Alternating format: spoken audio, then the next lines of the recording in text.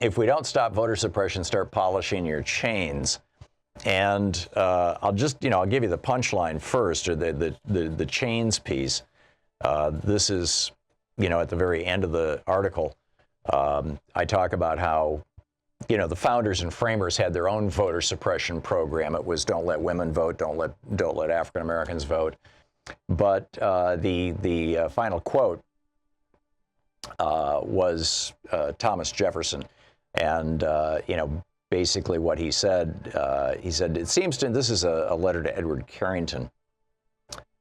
He says, it seems to me that to be a law of our general nature in spite of individual exceptions, and experience declares that man is the only animal that devours his own kind, for I can apply no milder term to the governments of Europe and to the general prey of the rich on the poor.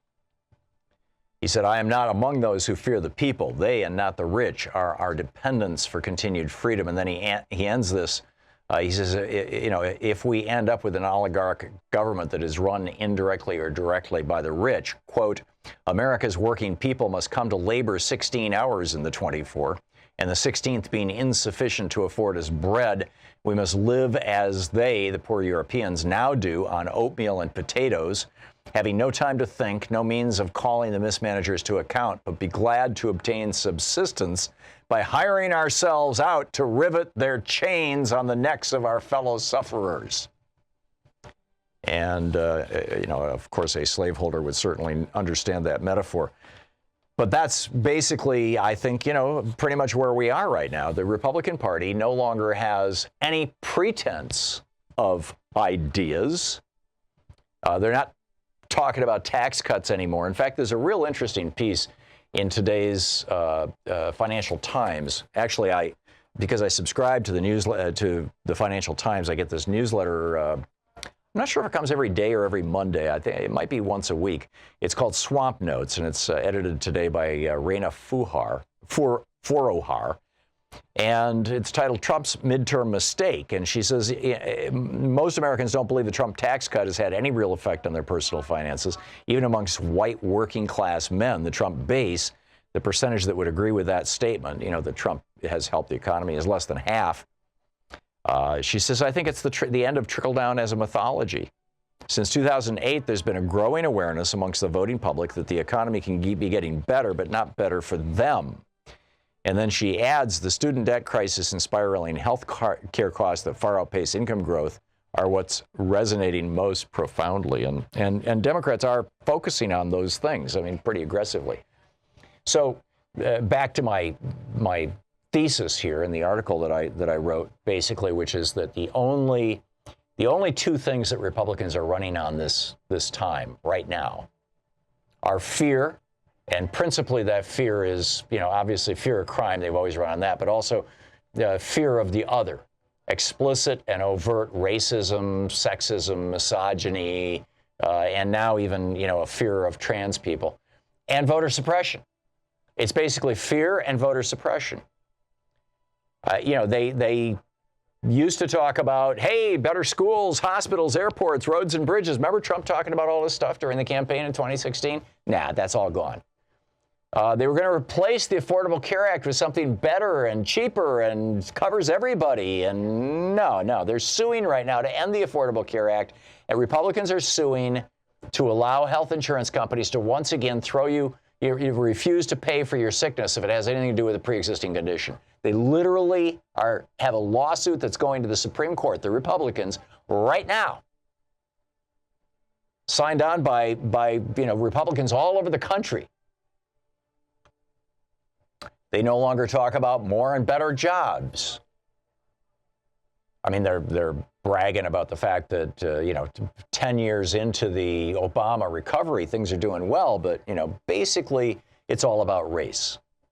Religion stands in for race, right? Muslim is brown Arab in GOP speak. Immigration stands in for race. Immigration means brown people from south of the border. Republicans across the country are even recruiting white supremacist and neo-Nazi gangs to threaten and assault Democrats and their supporters, going after Nancy Pelosi over the weekend, beating up a bunch of people at a Republican event last Friday. And while Trump is praising the criminal assault of reporters in the wake of Khashoggi's murder, and that's getting bizarre, by the way. It's a whole nother issue we'll get into a little later on the program. So that's their message, basically, is be afraid, right? This is Nixonian. This is Roger Stone. This is Paul Manafort. And keep in mind, Stone and Manafort owned a political consulting company called Stone, Manafort, and somebody else, or Manafort, Stone, and somebody else.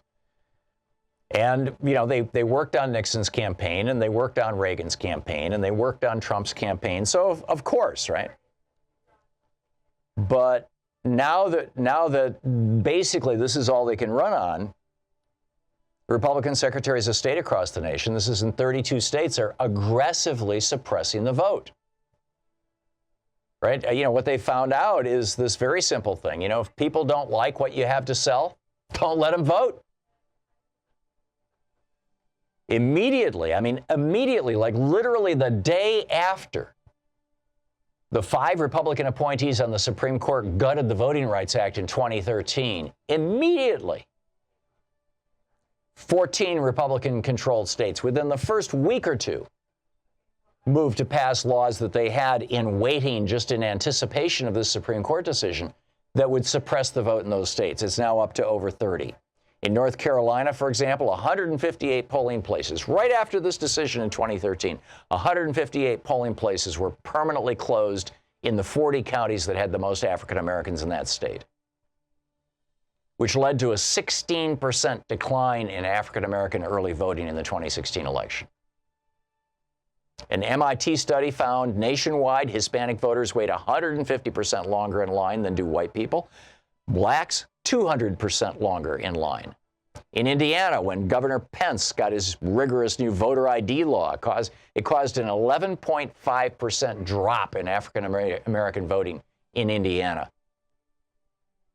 Students are suing for their right to vote. Retired people who no longer drive but care passionately about Social Security are being turned away from the polls by the tens of thousands because they no longer have active driver's licenses. Now, why is this? Right? Why is this? Well, the problem for the Republican Party has really deep roots. Back in the 1870s, when they were the party of Lincoln, we're going to bring freed slaves into the mainstream of America. Those were called the radical Republicans. You know, Thaddeus Stevens and his compatriots. Well, by 1875, basically, they were toast. They were gone. And the Republican Party had just thrown in completely by the 1880s as the Industrial Revolution was taken over with the rail barons, the oil barons, the coal barons, the steel barons, the construction barons that Trump is an heir to. And the Democratic Party, meanwhile, even back in the 1880s, they threw in with working people. The peak of this, of course, was the New Deal in 33 and the Great Society in 67. But legislatively protecting unionization, legislatively passing Social Security, passing Medicare, passing Medicaid, putting into law the minimum wage, putting into law unemployment insurance, creating federal and state agencies that would protect workers, that would protect safety, that would protect children, that would protect the environment. These were all things the Democrats did. And so the Republicans basically are nothing but the party of rich people, CEOs, and corporations. But there aren't enough rich people and corporations to get Republicans elected. So what do? Well, first of all, obviously they lie to us, and we'll get into that in more detail in our second hour when we talk about the Murdochization of America.